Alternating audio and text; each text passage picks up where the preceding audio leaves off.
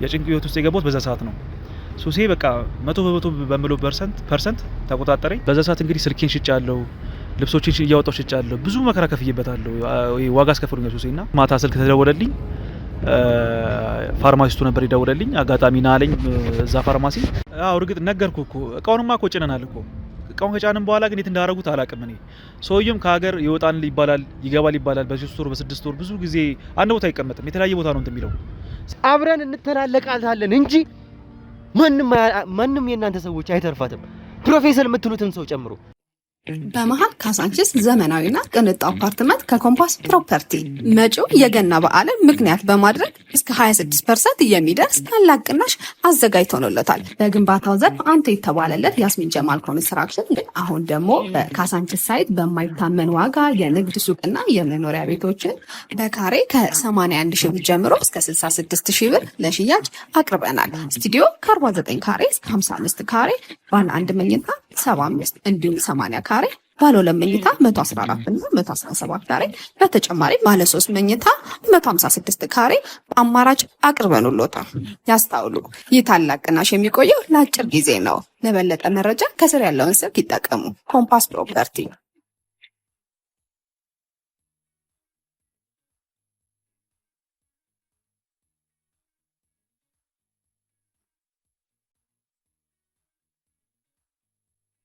ያው ባለማወቅህ ያው በየዋህነት ለራስ ስራ ሊሆን ይችላል ለሌላ ጉዳይ ተነክሳል። እንግዲህ በዛ አዝናለሁ። ግን አውሬው በራሱ የራሱ ኮድ አለው። ሰውየው የሚጠራበት የራሱ የሆነ ሲስተም አለው። እንደማንኛውም አውሬ የሚመጣ ነገር አይደለም። የሆነ ነገር አልሳካ ብሎ አውሬው በቀጥታ የሚፈልገውን ምግብ ሳያገኝ ሲቀር እዛ ግቢ ያለው ሰው በሙሉ በጉንዳል ተወሮ ነው የሚያድረው። ገብቷል አይደል? ያ ግቢው በሙሉ ጥቋቁር እንቁራሪቶች ቆርቆቆቆቆ ድምጻቸው ራሱ የተለየ ነው። ምን ሰውየው ቁጭ ብሎ እዛ ጋር አውሬውን የሚቀልበው ዝም ብሎ መሰለ እንዴ? የሚያገኘው የራሱ የሆነ ጥቅም ስላለው እኮ ነው። ዝም ብሎ እኮ አይደለም። ስለዚህ ተሰውሮ ቢሆንስ እኔ በምን አውቃለሁ? ሎት በደንብ ስለምታውቅ ነው። ይኸውልህ እየነገርኩ ያለው ትናገራለህ አትናገርም? ምንድነው ያፈለጋችሁት ከኔ? እሺ ፕሮፌሰር ሙሉ ግቢው ፈትሹትና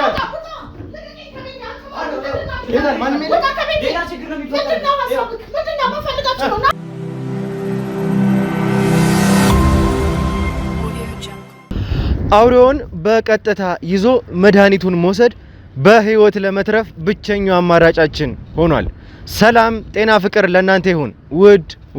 ውድ ያገሬ ልጆች ከሀገር ውስጥም ከሀገር ውጭም ሆናችሁ ይሄንን ሾው የምትከታተሉ በሙሉ ሰላማችሁ እጅግ ብዝት ይበልልኝ። ብሩክ ነኝ። ዱካሾ ላይ እንገናኛለን። አንድ ጉዳይ ከጀመርን ሰንበትበት ብለናል። አቤልን ነፃ የማውጣት ጉዳይ። ከዛ በኋላ ግን ብዙ ነገሮች ገጠሙን። ነገሮችን በድል ያከናወንን ጥሩ ሁኔታ ላይ እንገኘ ነበር። ከዛ በኋላ ግን አንድ አስደንጋጭ ነገር ገጠመን። ምንድነው የገጠመን አስደንጋጭ ነገር? በአውሬ የመነከስ ጉዳይ። የአውሬ ምንድነው? እንደምናውቀው ተራ የሆነ አውሬ አይደለም። ከዚህ በፊት እንዳያችሁት እንደምታውቁት ሌላም አውሬ ጫካ ውስጥ የሚገኝ ብቻ አይደለም። ባዕድ አምልኮ፣ የሰይጣን አምልኮ ሳይቀር የሚፈጸምበት አውሬ ነበር። የአውሬ እንግዲህ በአንድ ጥቆማ መሰረት ማይክሮቺፕሱን ጨምሮ ይሰሩበታል የተባለበት ወይም ደግሞ ያ ባዕድ አምልኮ ይደረግበታል ወደ ተባለበት ግቢ ነበረ በቀጥታ ያመራ ነው። ከዛ በኋላ አንድ የሚቀለብ አውሬ ያ ባዕድ አምልኮ ወደሚደረግበት ግቢ ገጠመን። ያ አውሬ ነክሶን ሄደ።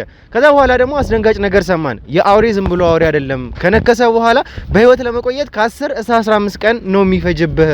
ከዛ በኋላ ግን መድኃኒቱን ካላገኘ ትሞታለህ የሚባል ነገር ነበር የሰማነው። እንግዲህ ምናልባትም ተረት ነው እውነት ነው የሚለውን እንግዲህ ለማረጋገጥ ነበረ እንደ ጉዳይ ያያዝ ነው። ከዛ እንግዲህ አንዳንድ ሰዎችን ለማግኘት ሞከርን።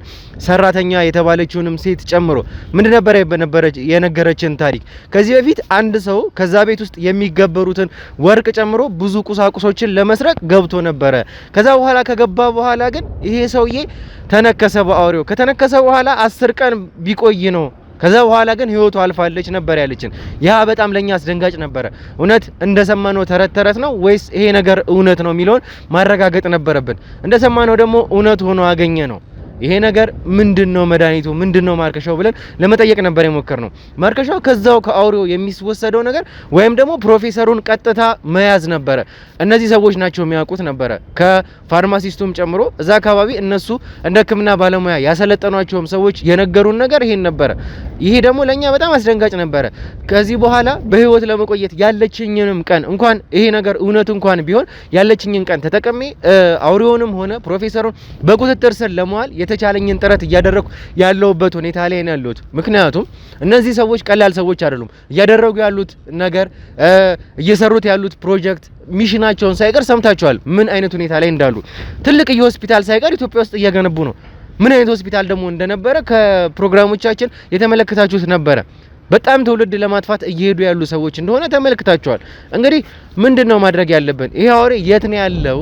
ከዛ በኋላ ከጠፋ በኋላ ወዴት ነው የሄደው የሚለውን ነገር ለማጣራት ስንሞክር ጫካ ውስጥ የአካባቢው ሰዎች ሳይቀር አንድ የሚረብሽ አውሬ ገብቷል፣ ያንን ድምጽ ከዚህ በፊት ሰምተነው አናቅም ነበር ያሉት። ያ አውሬ በጣም ያጓራል፣ ለሊት እንቅልፋችንን ሳይቀር ይነሳናል፣ በጣም ከባድ ሁኔታ ውስጥ ነው ያሉን የሚል አንዳንድ የአካባቢው ሰዎች እዛ ጫካ አካባቢ ያሉ ሰዎች ነበር እንደ ጥቆማ የነገሩን። እኛ እንግዲህ ያለውን ነገር በጣም መሳሪያ ታጥቀን ኃይሎችን ሳይቀር ሰብሰብ አድርገን ነበር ወደ ጫካ የገባ ነው። ጫካውን ሙሉ በሙሉ በሚባል ደረጃ በአራቱ ማዕዘን በመውጫዎቹ በሙሉ ከበብን። ውስጥም የተወሰኑ ኃይሎች መሳሪያ ሳይቀር ታጥቀው ገባን። ከገባን በኋላ ምንድነው የገጠመን? በጣም ጭር ያለ ሰው ዝር የማይልበት ጫካ ነበር። ከዚህ በፊት እንደምናውቃቸው ጫካዎች ሰዎች የሚንቀሳቀሱበት የተለያዩ ሰዎች የሚኖርበት ቦታ አልነበረ። በጣም ጭር ያለ የሚያስፈራ ጫካ ነበር። እዛ ጫካ ውስጥ ምንም አይነት ሰው አላገኘንም ነበር። ያገኘነው አንድ ሰው ብቻ ነበር። ማን ነው ያ ሰው? ለምንድነው እዛ ጫካ ውስጥ የተገኘው የሚለውን እንግዲህ ከፕሮግራማችን የምንመልሰው ይሆናል። ምክንያቱም እዛ ጫካ ውስጥ ያለው የአውሬ ብቻ ነው። ከዚህ ሲሄድ እንኳን ተፈቶ የሚያመልጠው የአውሬ የሚገባው ወይም ደግሞ አውሬውን የሚያድነው ሰው ወይም ደግሞ የሚመግበው ሰው እስከሚጠራው ድረስ እዛ ጫካ ውስጥ ነው የሚቆየው። እሱ ከጠራው በኋላ ነው ወደዚህ ወደ ማደሪያው ወደሚገበርበት ቤት የሚገባው የሚል ነገር እንዳለ ሰምታችኋል። እናንተም እኛም የሰማነው ጉዳይ ነው። ከዛ ባሻገር ግን ያገኘነው ሰው ማንም ሰው በሌለበት አውሬ የተባለው እንኳን በሌለበት ነው ያገኘነው። ከዛ በኋላ ይሄን ሰው ከያዝን በኋላ ሙሉ ጫካውን ለማሰስ ሞከረን። አውሬውን የሚቀልበው ሰው ነው ወይስ ማን ነው የሚለውን እንግዲህ ዛሬ ከፕሮግራማችን የምናይ የምናረጋግጥ ይሆናል። እኔም እንግዲህ በጣም ከባድ ሁኔታ ውስጥ ነው ያለሁት።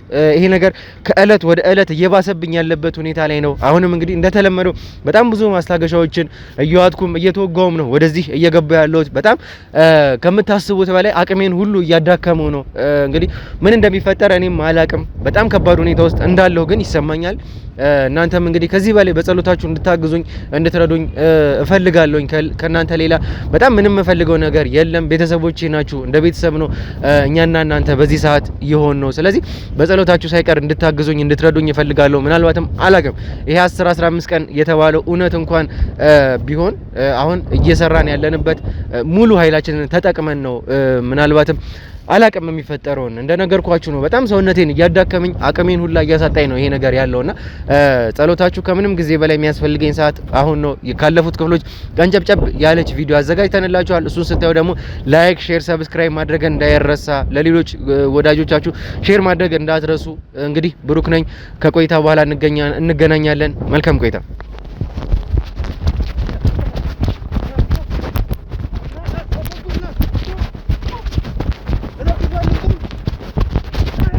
እኔ እሺ እናንተ የሆነ ነገር ትሆናላችሁ እንዴ?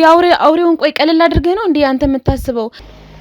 ተደንቀቁሽ ከካላይ በኩል ይገው ከባለቤቴም ተጣልቼባታለሁ። ብዙ መስዋዕት የከፈልኩባት እሷን ለማሳደግ በጣም ብዙ መከራ ያየሁባት ልጄ ናትና አንድ ብቸኛ ልጄ ስለሆነች እሷን ለማዳን ነው እንግዲህ ሁሉ መከራ ከፍዬ ወደዚህ መጣሁ። እንግዲህ የእምነት ቦታ ሳይቀር ራሱ ሄዶ ነው እንግዲህ ጸሎትም ከሆነ ጠበልም ከሆነ ሌላም ነገር የሚደረግለት። እዚህ ጋር ግን ራስን የመጣው እንግዲህ የወክልና ሕክምና የሚባል ነገር እኔ እስካሁን ሰምቼ አላውቅም እኮ። አንተ ልጅ ስላልወለድክ ነው። ልጅ ቢኖር ኑሮ የአባትነት ፍቅር ቢገባ ኑሮ የልጅነት ፍቅር ቢገባ ኑሮ እንደዚህ አይነት ጥያቄ ባልጠየቀኝ ነበር። ከዚህ በፊት እኔ ለእሷ ብዙ መከራ ከፍዬላታለሁ፣ ከዚህ በኋላ መከፍልላታለሁ። አስፈላጊ የሆነውን ነገር ለማድረግ እኔ ዝግጁ ነኝ። እሱም በጭራሽ አላውቀውም ነበር ያልሽኝ። ታዲያ ለምን ይዘን ቀርበሽኝ? እንዴት በግልጽ ልነግርህ እችላለሁ እንዴ? እነዚህ ሰዎች እኮ ምን እንደሚያደርጉኝ ነገር አላውቅም። ስለዚህ ግዴታ አላውቀውም ማለት ነው ያለብኝ አይደል እንዴ? ከሰዎቹ በቃ አንዱ ቀኝ እጃቸው ብላ አስበው። ምክንያቱም ይሄ አሁን ስታየው ምስኪን መስሎ ነው የሚታይ አይደል? ግን በጣም አደገኛ ሰው ነው። ከምታስበው በላይ አደገኛ ልጅ ነው። የሆነ ወርቅ ሊያነሳ አውሬ ወዳለበት ቦታ ላይ ይገባል። ምን ይሰራል ወርቅ አውሬ ያለበት ጋር?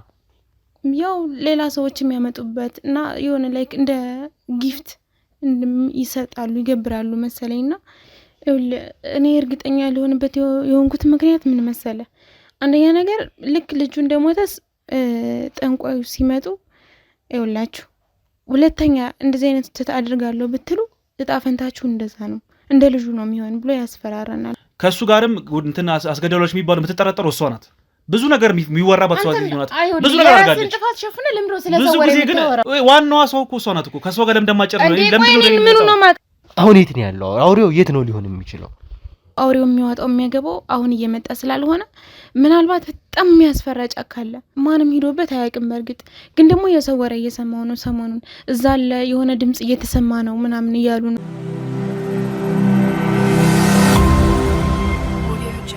እሺ እንግዲህ ተመልካቾቻችን እንደነበረው ትላንትና እንደተመለከታችሁት አንድ ሰው ከነሱ ጋር ኢንተርቪው ባደረግንበት ሰዓት ድንገት ገብቶ ነበረ። ከዛ በኋላ እንግዲህ የነበረችውም ሴት በቦታው ያለችን ሰራተኛ ነች ብላ ይህንን ጫካም የጠቆመችን ሴት እንግዲህ አላቀውም ብላ ነበር። አብሯትም የነበረው ሰው ሳይቀር አረ ጭራሽ አናቀውም ነበር ያሉን። በጊዜው ደግሞ የደረሰንን መረጃ ተመልክታችኋል።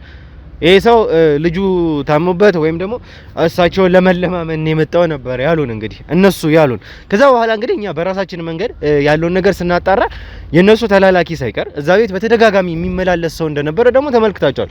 እሱ ግን በቀጥታ ይሄንን ሊያምንልን አልፈለገም ነበረ። በቀጥታ እሱ ያለን ልጄ ታማብኝ ለልጄ መድኃኒት ልፈልግ ነበር የመጣሁት ነበር ያለን። እንግዲህ በቀጥታ ከሷም ጋር ስናገናኛቸው ይሄን ነገር ሽምጥጥ ለማድረግ ነበር የሞከረው። እንግዲህ ዛሬ ያለው ነገር እኛም ኃይልም ተጠቅመን የራሳችንን መንገድ ሳይቀር ተጠቅመን እሱን ለማሳመን ጥረት አድርገናል። እንግዲህ ምንድነው እዛ ቦታ ያስገኘው የሚለውን እንግዲህ ከሱ ምን ሰማው ይሆናል። ያለውን መረጃ ስለነሱ የሚያውቀውን እያንዳንዱን ነገር ይነግረናል ብዬ ተስፋ አደርጋለሁ። አሁንም ቢሆን እድል እየሰጠንህ ያለው አንተ እዛ ቦታ ላይ ነው የተገኘው። ከመጀመሪያው ጀምሮ እነዚህን ሰዎች እንዴት ነው ልታቃቸው የቻልከው? እንግዲህ አሁን ሁሉንም ነገር አረጋግጠናል። ምትክድበት ምንም ምክንያት የለም። እውነቱን እንድትናገር ነው የምፈልገው ዛሬ እንግዲህ እንደነበረው የእናንተን ጭቅጭቅ ልሰማ ነኝ አይደለሁም ምናምን እንድትለኝ ፈልጌ አይደለም አንተን እዚህ የጠራውክ። እዚህ የመጣ ነው ከነዚህ ሰዎች ጋር ያለህን ግንኙነት ስራችሁን ሳይቀር ያለውን ነገር እውነታውን እንድታጋለጥ ስለፈለኩ ነው። ከመጀመሪያው ጀምሮ ግን ምንድነው ያላችሁ ግንኙነት? ከነዚህ ሰዎች ጋር በምንድነው የተገናኘው? መጀመሪያ ትውቃችን የነበረው ከትውልዴ ሲጀምርልህ እኔ ተወልጄ ያደግኩት ክፍለ ሀገር ነው። የክፍለ ሀገር ልጅ ነኝ። ያው የገበሬ ልጅ ነኝ። እንግዲህ ሰው ዛት ወንጂ ሰርግ በጣም እንግዲህ የነበረበት ሁኔታ ከማይወል ልጆች ጋር ገጥሜ በጣም ኃይለኛ ሱሰኛ ነበርኩ። ትምህርት ላይም እስከዚህ መባል ልጅ ነበርኩኝና በጣም በቃ በትግል ነው እንትን ያልኩት። ያው 10ኛ ክፍል ያለው እንግዲህ በጣም ያው ሱሱም በጣም ያለ ቢመጣ የተጫኔ ሲመጣ በጣም ጉርምስናም እያስቸገረ ይመጣ። ሰውም አልሰማም፣ ጓደኞችን ያስጨንቃሉ። የክፍል ልጆችን ማስጨነቅ ነው ያው እንዲያስኮርጁኝ። ያው ትምህርትም ስለማይሆነኝ ስለማልወድም ያው ግድ ለማለፍ ለቤተሰብ ብቻ ስል በጣም ተጭኛቸው እንዲያስኮርጁኝ በጣም በጉልበት አስጨንቃቸው ነበረ። የሱስ ነገር ደግሞ ታውቀዋለህ፣ ምን ነገር አይደለም። እንግዲህ ያ ነገር ደግሞ እየገፋ እየበረታ መጣ ከጊዜ ወደ ጊዜ። እሱን ካለፍኩኝ በኋላ ደግሞ 11ኛ ክፍል 12ኛ ክፍል ደግሞ በጣም ሞር እየጨመረ መጣ ሱሴ ማለት ነው። ስለዚህ በጣም ሰው አስጨንቃለሁ፣ ክላስ አልገባም፣ ቀጣጣዋለሁ፣ ሱስ ቦታ ነው ሙለው።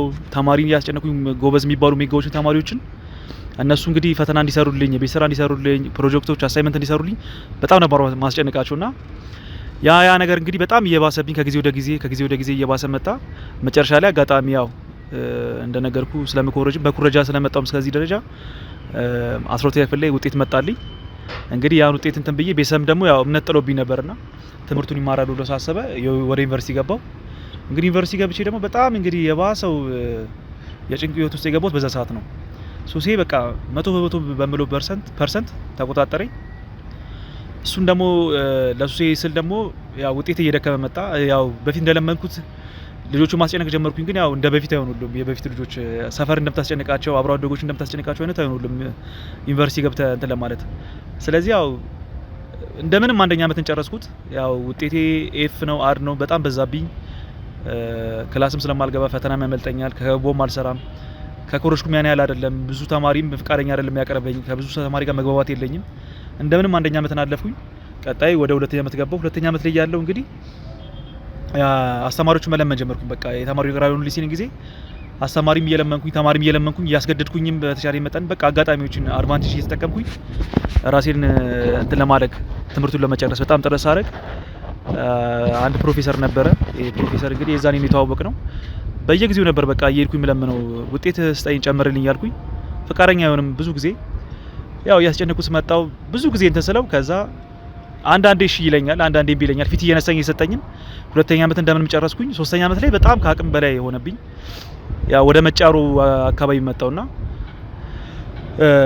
የዲፓርትመንቱ ጠርቶኝ እንደሚያባረኝ ትምህርቴ በስነ ስርዓት ማልከታተል ከሆነ ከዚህ በኋላ ተስፋ እንደሌለኝ ወደ ክፍለ ሀገር መመለስ እንዳለብኝ ሲነግረኝ እኔ ደግሞ ያው ታውቃለህ እንግዲህ እንደነገርኩ የገበሬ ልጅ ነኝ።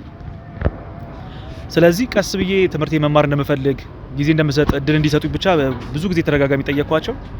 መጨረሻ ላይ እንግዲህ ያለኝ አማራጭ ፕሮፌሰሩ ጋር ሄጄ እግሩ ስር ወድቄ ነው ለመንኩት። ሄድ ስለነበር የዲፓርትመንቱ በጣም ለመንኩት።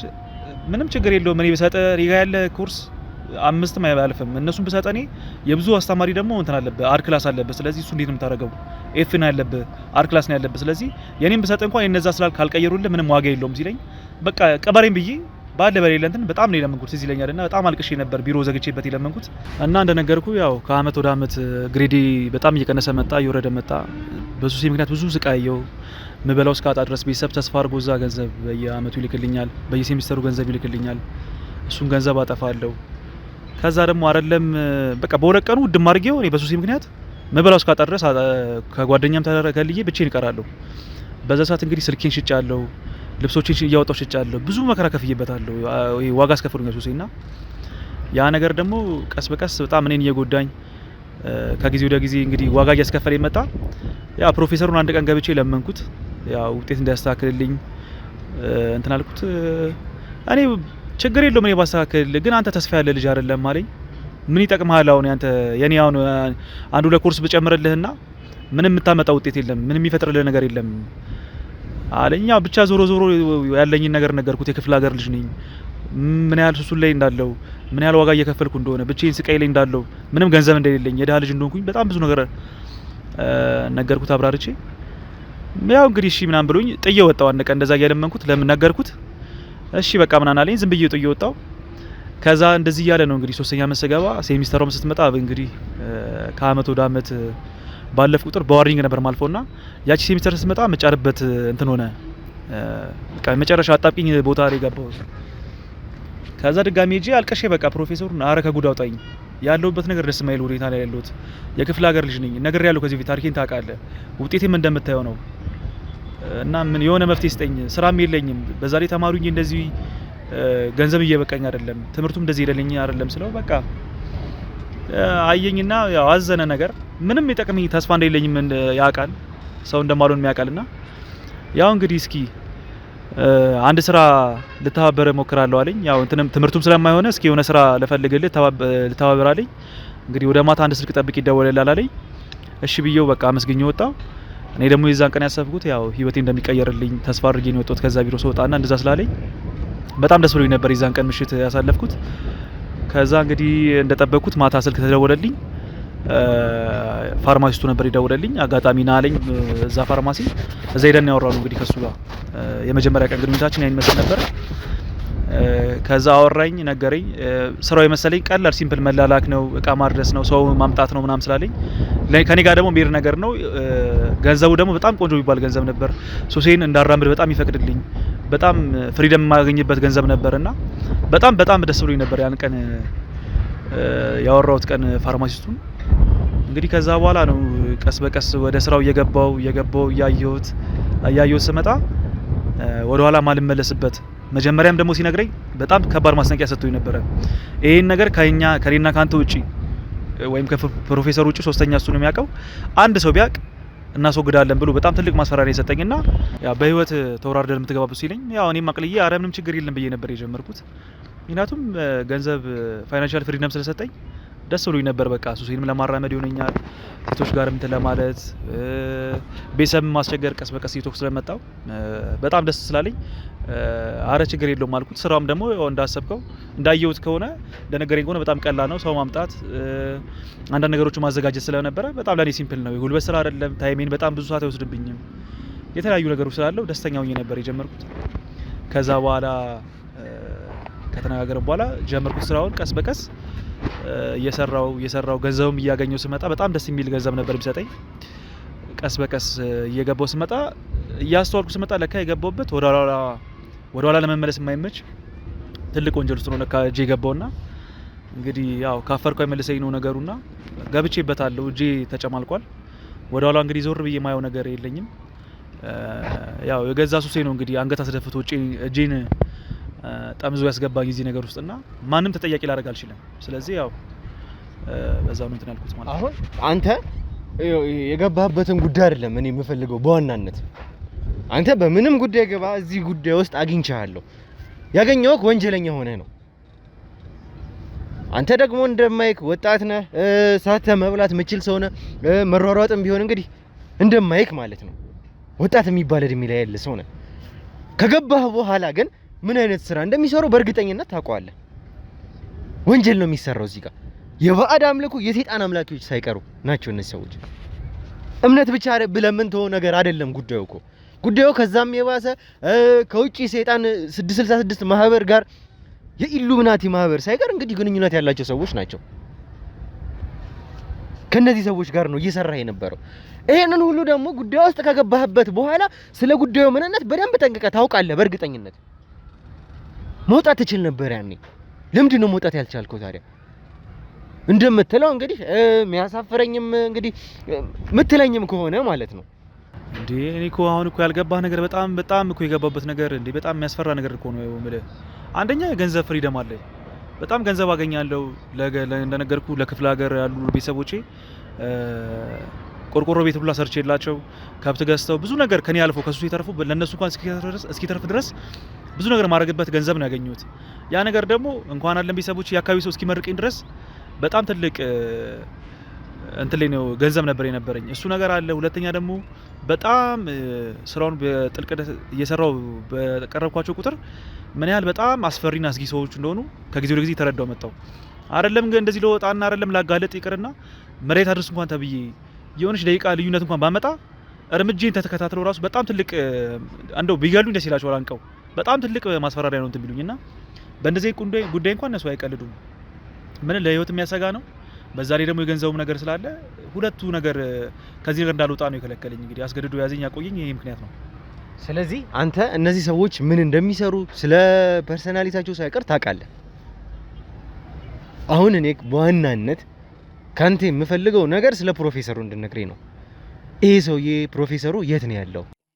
በመሃል ካሳንቺስ ዘመናዊና ቅንጡ አፓርትመንት ከኮምፓስ ፕሮፐርቲ መጪው የገና በዓልን ምክንያት በማድረግ እስከ 26% የሚደርስ ታላቅ ቅናሽ አዘጋጅቶለታል። በግንባታው ዘርፍ አንቱ የተባለለት ያስሚን ጀማል ኮንስትራክሽን አሁን ደግሞ በካሳንቺስ ሳይት በማይታመን ዋጋ የንግድ ሱቅና የመኖሪያ ቤቶችን በካሬ ከ81 ሺህ ብር ጀምሮ እስከ 66 ሺህ ብር ለሽያጭ አቅርበናል። ስቱዲዮ ከ49 ካሬ እስከ 55 ካሬ፣ ባለ አንድ መኝታ 75 እንዲሁም 80 ካሬ፣ ባለ 2 መኝታ 114 እና 117 ካሬ፣ በተጨማሪ ባለ 3 መኝታ 156 ካሬ አማራጭ አቅርበንሎታል። ያስታውሉ፣ ይህ ታላቅ ቅናሽ የሚቆየው ለአጭር ጊዜ ነው። ለበለጠ መረጃ ከስር ያለውን ስልክ ይጠቀሙ። ኮምፓስ ፕሮፐርቲ።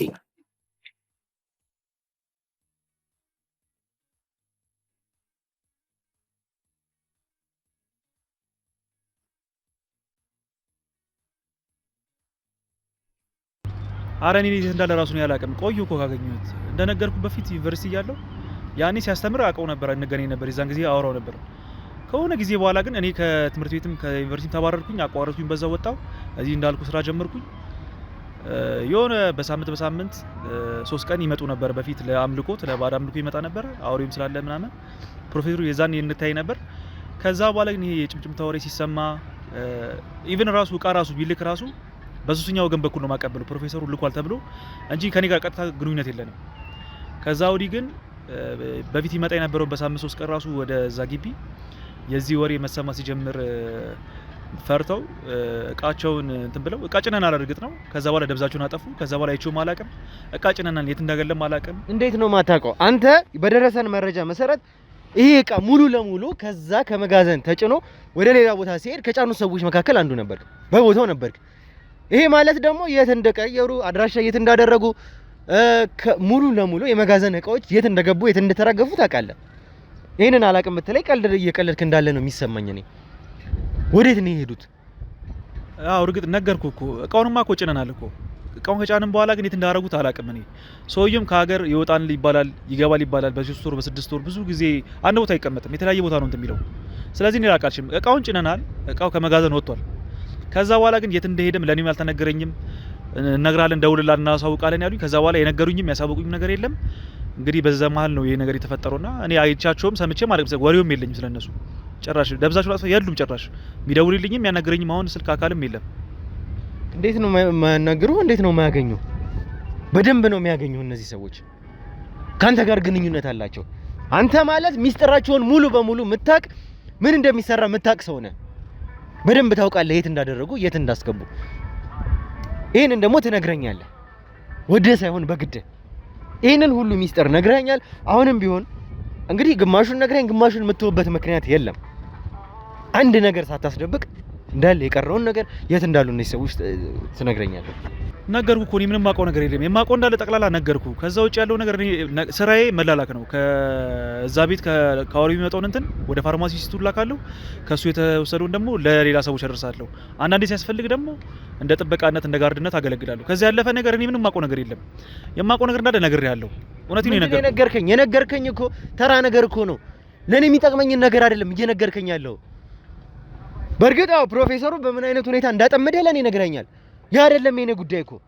በምንም ጉዳይ ያጥመደ ለኔ ጉዳይ አይደለም። እኔ እኮ እዚህ ጋር በህይወትና በሞት መካከል ቆሜ ማወራ ያለውን ነገር አንተም ቢሆን ይሄ ጉዳይ እኮ ላንተም እኮ ሳይቀር ይጠቅምሃል እኮ።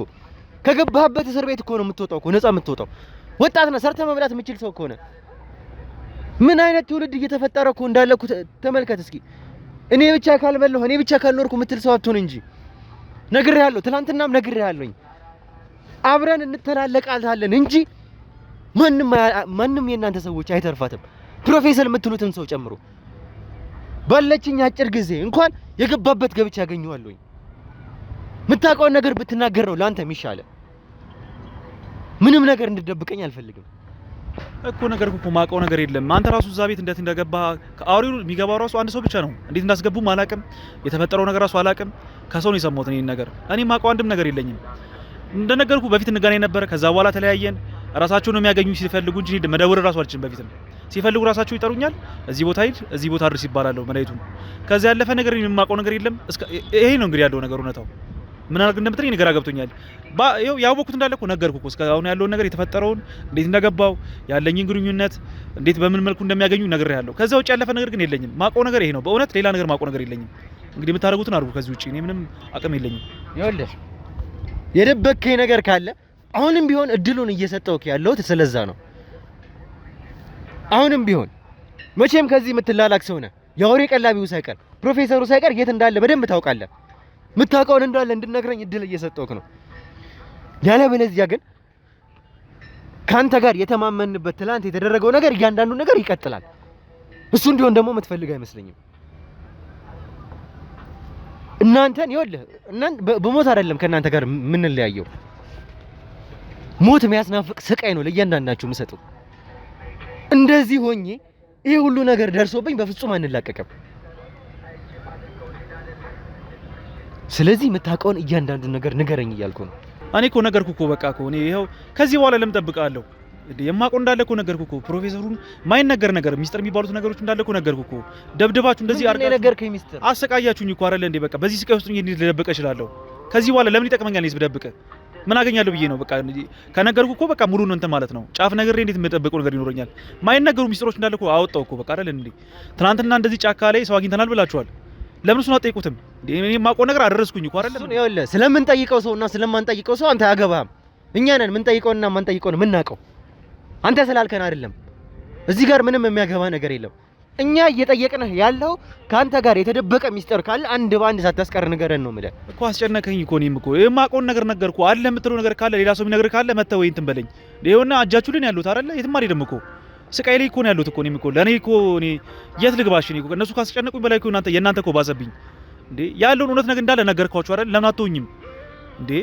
ሌላ ሰው አለ የምትሉት ካለ እንትን በሉ። እኔ ብቻ እኮ አይደለም እዛ ቤት የምሰራው አይደለም እንዴ? አረ ነፍሴ የተጨነቀች በእናትህ ተወኝ እንዴ። እሺ በጣም ጥሩ። ካንተ ጋር መልሰን እንገናኛለን። አንድ ነገር ካንተ የተደበቀ ነገር ልስማና እኔ ነው ያደርገኝ። እሺ ነግሬሃለሁኝ፣ አሁንም ቢሆን ነግሬሃለሁኝ። እንዲህ በቀላሉ ምንላቀቅ ሰዎች አይደለንም። ትላንትና ያዝነውን ሰው ያስገቡልኝ።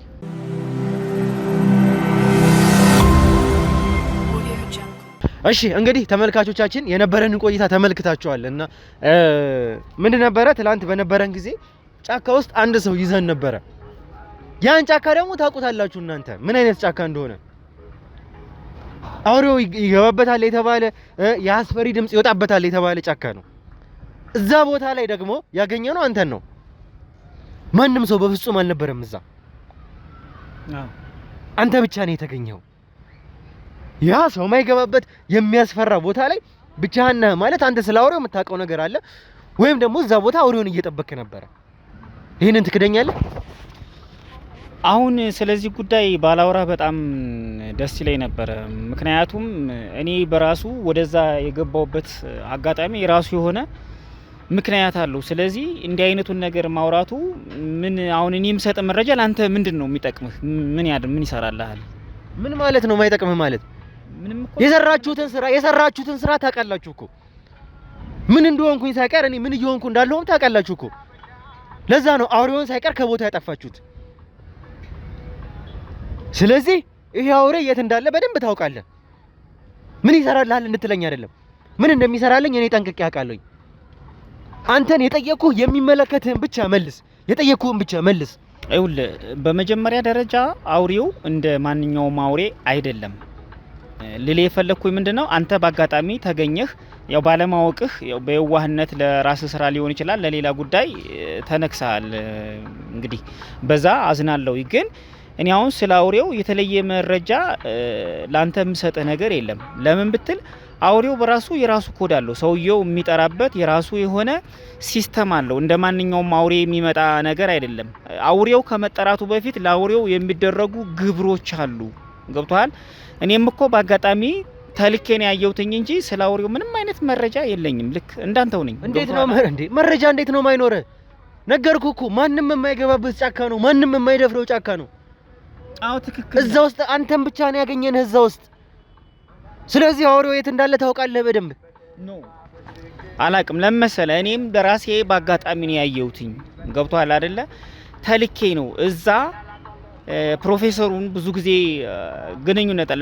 ምናልባት የሚጠቅም ከሆነ ከስሩ ላውራህ ታሪኩ ካስፈለገ ማለት ነው። የምኑ ስር ነው የምታወራኝ? ይኸውልህ ጥሩ ቀዝቀዝ በልና በመጀመሪያ ያለውን ነገር ላስረዳህ። ገብቶሃል አይደለ? አባትና እናቴ እኔ ድሃዎች ናቸው በልጅነቴ። ስለዚህ እኔን ለማስተማር፣ እኔን ለማብላት፣ እኔን ለማጠጣት፣ እኔን ለመንከባከብ አቅም አልነበረባቸውም በሰዓቱ እና ለረጅም ጊዜ ከፕሮፌሰሩ ብር ይበደሩ ነበረ። ገብቶሃል አይደለ? አባቴ ከፕሮፌሰሩ እየተበደረ የኛን ህይወት ይገፋል። ሲያገኝ በቀን ስራ ነው የሚተዳደረው። ሲያገኝ ሰርቶ ይሰጠዋል። ሲያጣ ደግሞ ያው እንደ ማንኛውም ሰው ይለምነዋል፣ ይለማመጠዋል ምናምን ነገር። ግን ፕሮፌሰሩ ደግሞ በአጋጣሚ ለምን እንደሆነ አላውቅም ትንሽ ጨካኝ ሰው ነው እና መጨረሻ ላይ አባቴ ድንገተኛ ህመም ታመመና በህይወት አረፈ ማለት ነው። ከዛ በኋላ ግዴታ ያን የተበደረውን ብር ለመመለስ እኔ በጉልበቴ ፕሮፌሰሩን ማገልገል ነበረብኝ። ገብቶሃል አይደለ? እና ፕሮፌሰሩ ደግሞ የዚህ አውሬ አምልኮ አለበት። አውሬው ራሱን የቻለ የሚቀመጥበት ቦታ አለው። ልክ የአውሬውን መቀመጫና መውጫ በደንብ የሚከታተል ደግሞ ራሱን የቻለ ሰው አለ። እንደነገርኩ ነው ፕሮፌሰሩ የዚህ አውሬ ባዕድ አምልኮ አለበት። ስለዚህ ግዴታ አውሬው የሚፈልገውን ነገር ምግብ የሚያቀርበው ፕሮፌሰሩ ነው። ነገር ግን ያን የተዘጋጀውንና የቀረበውን ምግብ ደግሞ የሚሰጥ ከአውሬው ጋር የሚግባባ የአውሬውን መንፈስ በደንብ የሚረዳ ሌላ ሰው አለ። ገብቶሃል አይደለ? ልክ አውሬው የሚበላው ምግብ ተመርጦ ነው። በጣም ከባድ ነው። እዚህ ጋር ላወራ ራሱ ትንሽ ይከብዳል። በጣም የተለየ መስዋዕት ነው የሚያስፈልገው ለአውሬው ማለት ነው። እና ያ አውሬው በሰዓቱ ማግኘት የሚገባውን ምግብ ሳያገኝ ሲቀር ግቢው ቤቱ እንዳለ የተበላሸ ነው የሚሆነው። ገብቶሃል አይደለ? ቤት ውስጥ ተኝተህ ጉንዳል እንዲህ ወሮ በፀጉር ስር እንዲህ ስግስግ ብሎ በቃ መላው ሰውነቱን ወሮ ነው የምታገኘው ያ አውሬ የሚፈልገው ምግብ ሳትሰጠው ስትቀር። ስለዚህ ይሄ ነገር በተደጋጋሚ የሆነ ነገር አልሳካ ብሎ አውሬው በቀጥታ የሚፈልገውን ምግብ ሳያገኝ ሲቀር እዛ ግቢ ያለ ሰው በሙሉ በጉንዳል ተወሮ ነው የሚያድረው። ገብቷል አይደል? ያን ነገር ሳይ እንዴ ይሄ ነገር እያልኩኝ እኔም ባለማወቅ ወደ ማመኑ ደረጃ ነው እየገባው የመጣሁት ማለት ነው። ገብቷል አይደለ? በቃ ይሄ አውሬ በትክክል የሚፈልገው ነገር መደረግ አለበት እና ስለ አውሬው እኔ የተለየ መረጃ የለኝም ያልኩ ለዚህ ነው። ገብቷል አይደል? የሚፈልገውን ምግብ ከፕሮፌሰሩ ጋር ወስደን ለሚሰጠው ሰው እንሰጣለን፣ የሚመግበው ሰው ደግሞ ለአውሬው ይሰጠዋል ማለት ነው። ነገር ግን ያ ነገር ካልተሳካ በቃ ችግር ነው፣ በጣም ትልቅ ችግር ነው። የሆነ ጊዜ የተፈጠረውን ነገር ልንገርህ። አውሬው የሚመገብባት ሰዓት ያው ግብር ከነሱሙ ግብር ነው። ገብቷል አይደለ? ግብር ማለት ያው ግዴታ መደረግ ያለበት ነገር አይደለ? በአለማዊም ስትወስደው ግብር ግዴታ ትከፍላለህ። ልክ አውሬውም ልክ እንደ አንድ ዜጋ ለመንግስቱ ግብር እንደሚከፍለው ሁሉ ልክ ለዛ አውሬ የሚፈልገውን ምግብ በሰዓቱ ካላደረስ የተለየ ታምር ተፈጥሮ ነው የሚያድረው። እና አስታውሳለሁ የሆነ ጊዜ ላይ አውሬው ምግብ የሚመገብበት ሰዓት አለፈ። ማታውኑ ከየት መጣ ከየት ተገኘ ሳይባል ቤቱ ግቢው በሙሉ ጥቋቁር እንቁራሪቶች ቆርቆቆቆቆ ድምጻቸው ራሱ የተለየ ነው።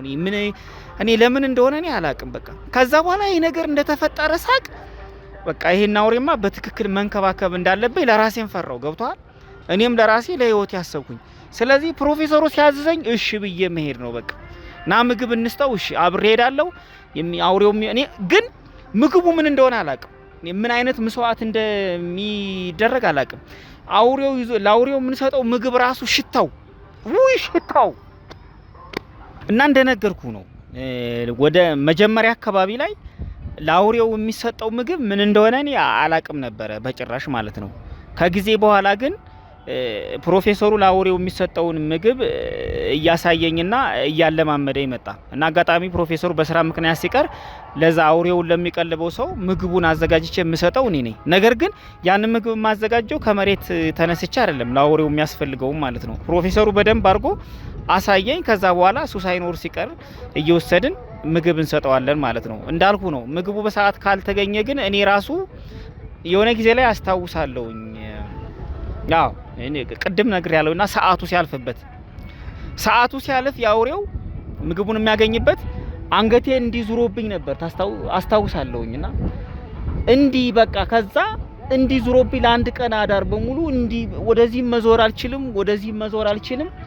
ከዛ በቃ ለሊቱን ሙሉ ሳስብ ስጮ ነው ያደርኩኝ። በበነጋው ለአውሬው የሚሆነውን ምግብ በሰዓቱ እኔና ፕሮፌሰሩ አዘጋጅተን ስሰጠው ቀስ እያለ አንገቴ ወደ ነበረበት ተመለሰ።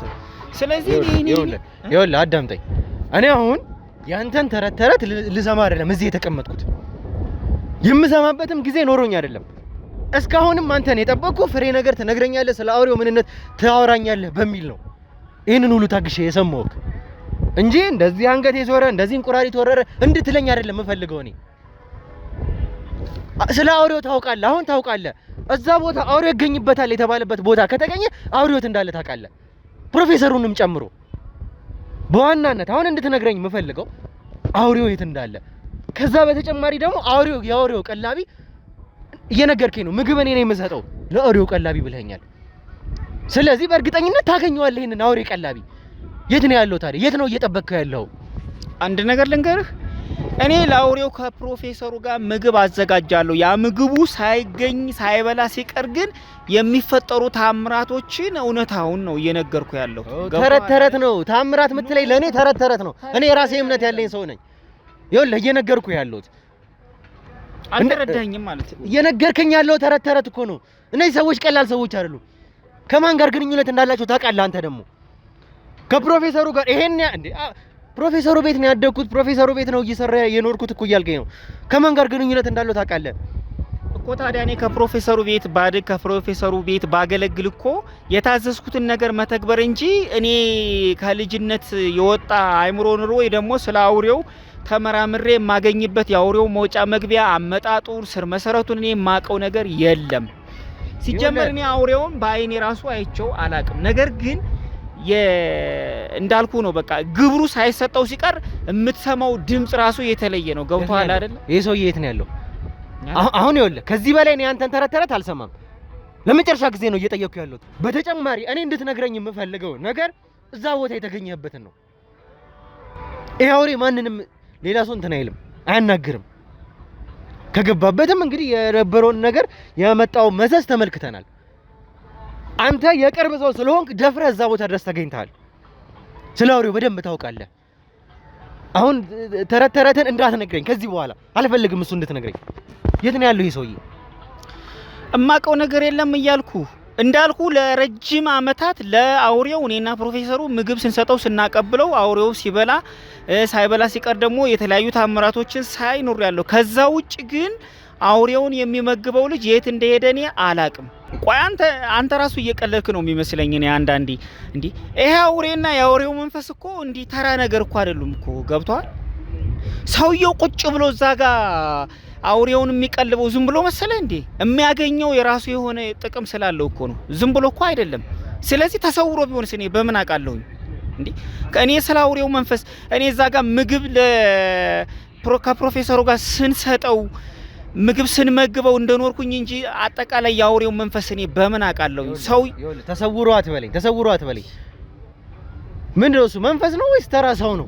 እኔስ ምንድነው? ስለ ተራ ሰው ነው እያወራሁ ያለሁት። አውሬ ስለሚቀልብ ምንድነው? አውሬ ቀላቢ ነው፣ ባዕድ አምላኪ ሰው ነው እኮ ይሄ ሰውዬ። በመጀመሪያ ተራ ሰው አይደለም። ይሄ አውሬ ምግብ ሳያገኝ የሚያሰማው ድምጽ ራሱ ቤቱ አካባቢው እስኪናወጥ ድረስ የሚያሰማው ድምጽ አስፈሪ ነው።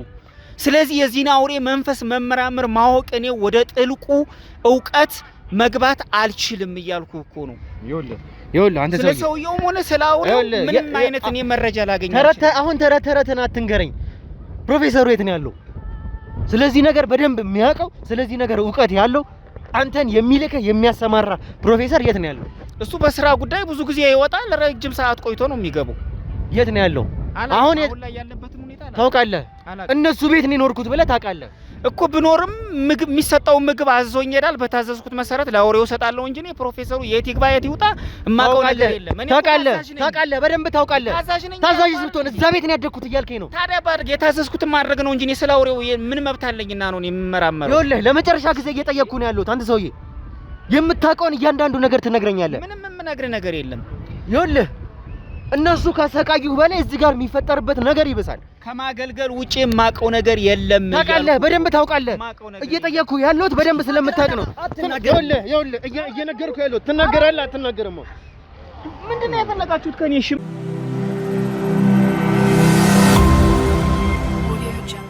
እሺ እንግዲህ ተመልካቾቻችን የነበረንን ቆይታ ተመልክታችኋል። የአውሬው ቀላቢ ነው ከተባለው ሰው ጋር ቀጥተኛ የሆነ ግንኙነት ያለውን ሰው ነው የያዝነው። ምክንያቱም ይሄ ሰው ምግብ የሚያደርስለት ሰው ለፕሮፌሰሩም ተባባሪ የነበረ በፕሮፌሰሩ ቤት በቀጥታ ያደገ ሰው ነው ይህ ሰው ደግሞ እንደተመለከታችሁ። ስለዚህ እያንዳንዱን ነገር ስለዚህ አሰራር በሙሉ የሚያውቅ ሰው ነው።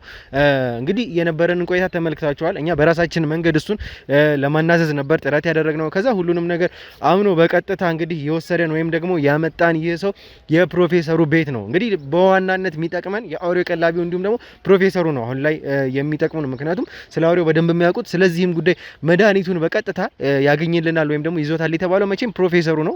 ፕሮፌሰሩን ለመያዝ ነው እንግዲህ እድል ከቀናን በቀጥታ ቤቱ ድረስ ነው የመጣ ነው። ኃይል ሰብሰብ አድርገናል።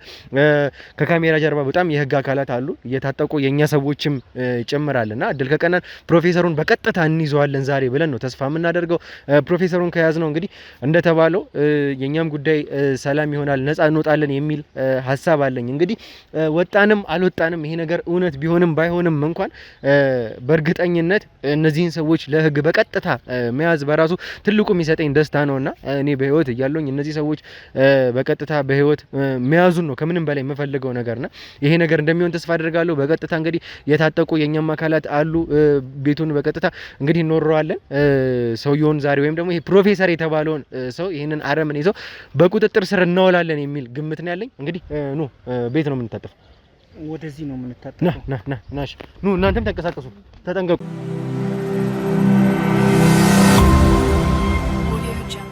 እናንተ ሙሉ ግቢውን ፈትሹት እሺ፣ ምንም ሰው እንዳይወጣ። የትኛው ነው? በቃ ይሄ ነው። እሺ ኑ ሙሉ ግቢውን ክፍት ነው። ኑ ማንም የለም። ፈትሹ። ምንድነው? የት ነው ያለው ፕሮፌሰር? ነይ የት ነው ያለው? ማነሽ አንቺ? ምንድን ነሽ? ቁጭ በይ። ነይ የት ነው ያለው ፕሮፌሰር? ፕሮፌሰር ቤት ፈትሹ። ሙሉ ግቢውን ፈትሹ። እና ሌላ ችግር ነው የሚፈጠረው። ምንድነው ማፈልጋችሁ ነው? ናውጣ